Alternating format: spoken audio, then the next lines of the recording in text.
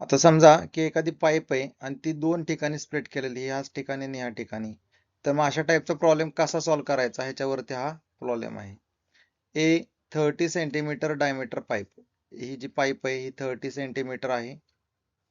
Conveying water म्हणजे इथून जे लिक्विड जाणार आहे, तर त्यामध्ये काय वॉटर आहे, म्हणजे डेन्सिटी दिली 1000 kg per metre cube. 30 centimetre diameter pipe, त्याला आपण ह्याला डी म्हणणार, म्हणजे डी ची व्हॅल्यू दिली 30 सेंटीमीटर.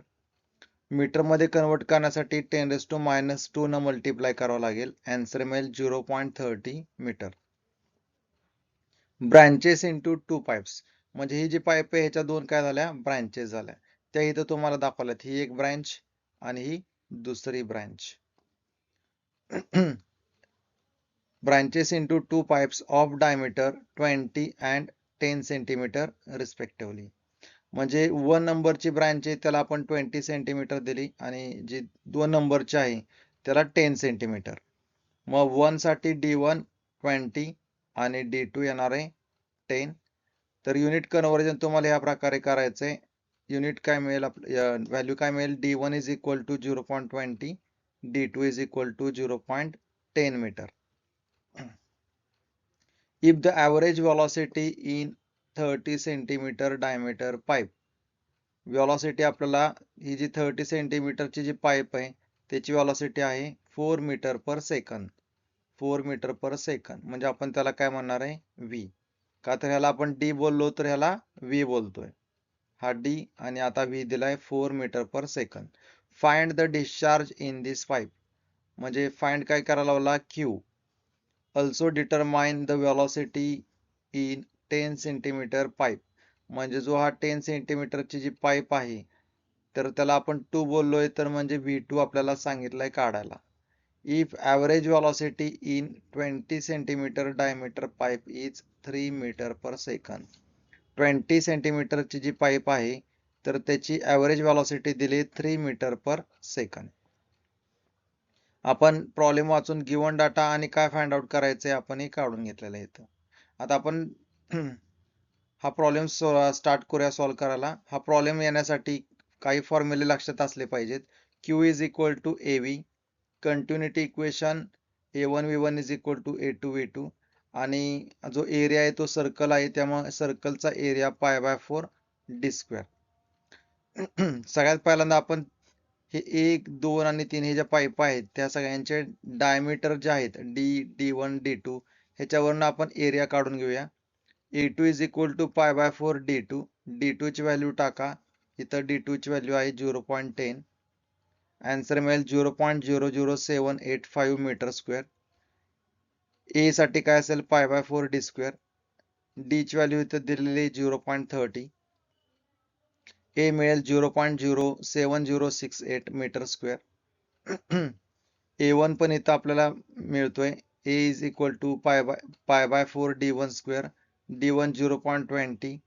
आन्सर मिळेल 0.0314. आपण सगळ्या एरिया आहेत ते फाइंड आउट केले. आता आपण या सगळ्यांचे डिस्चार्ज फाइंड आउट करूया. डिस्चार्जचा formula Q is equal to AV. Q is equal to AV वापरा. ए दिलाय का तर आपण फाइंड आउट केलेला आहे 0.07068. व्हेलॉसिटी आपल्याला इथं दिलेली आहे 4 मीटर पर सेकंद. डिस्चार्ज मिळाला 0.282. तसंच Q1 इज इक्वल टू काय मिळेल, A1 Q1 is equal to A1V1. तर A1 दिलेला आहे का तर दिलेला आहे. बघा इथं आपण फाइंड आउट केला आहे 0.0314. V1 आपल्याला माहित आहे 3 मीटर पर सेकंद. आन्सर मिळेल 0.0942. आता थोडंसं लॉजिकचा भाग आहे. जर इथून जर डिस्चार्ज जर असेल, म्हणजे एखाद्या पाईप मधनं जर फ्लो होत असेल, त्याला जर दोन पाईपा जर अटॅच केल्या तर काही डिस्चार्ज ह्या साईडला जाणार आहे आणि काही डिस्चार्ज ह्या साईडला जाणार आहे. म्हणजे डिस्चार्ज आहे तो स्प्लिट होणार आहे. त्यामुळे इक्वेशन तयार काय होईल, टोटल डिस्चार्ज म्हणजे ह्या पाईप मधून जाणारा डिस्चार्ज जो आहे तो Q1 प्लस Q2, म्हणजे 1 मधून जाणारा डिस्चार्ज Q1 आणि 2 मधून जाणारा डिस्चार्ज जो आहे, जे लिक्विड जाणार आहे त्याचा डिस्चार्ज आहे Q2, ह्या दोघांच्या बेरजे इतका असणार आहे. त्यामुळे Q is equal to Q1 plus Q2. इथं Q is equal to AV formula माहिती आहे आपल्याला, त्यामुळे Q2 is equal to A2 V2 घेतला. Q1 is equal to A1 V1 घ्यायची गरज नाही, का तर Q1 ऑलरेडी आपण इथं फाइंड आउट केलेला आहे. Q is equal to AV घ्यायची गरज नाही, का तर आपण इथं सेपरेट Q फाइंड आउट केलेला आहे. जर इथं फाइंड आउट केला नसता तर आपण Q is equal to AV, Q1 is equal to A1 V1 असं टाकलं असतं. पण आपण अगोदरच इथं हे फाइंड आउट करून घेतले. Q2 ह्याच्यामध्ये A1, A2, V2 ह्याच्यामध्ये V2 आपण फाइंड आउट करायचा आहे. ह्यासाठी इथं Q2 is equal to A2, V2 टाकलेला आहे. आता आपण ह्या व्हॅल्यूज टाकून घेऊया. Q ची व्हॅल्यू काय आहे? 0.282 व्हॅल्यू टाका. Q1 इज इक्वल टू काय आहे? 0.0942 ही व्हॅल्यू इथं टाकली. A2 काय आहे? 0.00785 ही व्हॅल्यू इथं टाकली. V2 आपल्याला फाइंड आउट करायचा आहे, तो ॲज इट इज राहील. आता ही व्हॅल्यू इकडे घेतल्यावर काय होणार? मायनस होणार. मग ही व्हॅल्यू 0.282 मायनस 0.094 केल्यानंतर आन्सर काय मिळेल? 0.1878, का तर ही व्हॅल्यू इकडे घेतली. ही टर्म ॲज इट इज ठेवलेली. आता काय केलं? 0.00785 ह्याला हे गुणिले, ह्या साईडला घेतल्यावर काय होणार? भागिले. आन्सर मिळेल V2 चा आन्सर मिळेल 23.92. तर अशा प्रकारे हा प्रॉब्लेम सॉल्व्ह केलेला आहे.